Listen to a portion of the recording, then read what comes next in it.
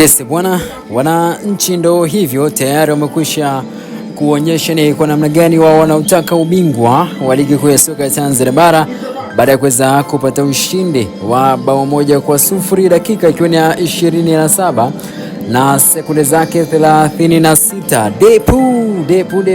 Depu anaonyesha ni kwa namna gani ambavyo ametumwa kuweza kulisaka lakini pia kuweza kuonyesha ni kwa namna gani ambavyo ana ubora katika kikosi cha wananchi. Ni baada ya kuweza kushuhudia Maxim Nzengeli akichezewa madhambi katika eneo la box ndani ya 18 na kusababisha mkojo wa penalty kuweza kutokea, na ndipo ambapo ameweza kukabidhiwa Depu na kuweza kupiga mkojo huo wa penalty na kuiandikia Yanga bao la kuongoza katika kipindi cha kwanza. So mpira bado unaendelea, ila tayari wananchi wanaongoza kwa bao 1-0 ikiwa ni mchezo wa ligi kuu ya soka ya Tanzania bara. Djigui Diarra anaendelea kuonyesha ubora, lakini pia Ibrahim Baka naye pia anaendelea kuonyesha ni kwa namna gani ambavyo wananchi wameweza kuwatuma kupata ushindi katika mchezo huu, ikiwa ni dalili lakini pia mwelekeo wa kuendelea kuzisaka zile alama za kuendelea kutafuta ubingwa wa ligi kuu ya soka ya Tanzania bara. Bwana, mimi nikwambia tu kwamba usiache kuweza kusubscribe lakini pia kugusa alama kengele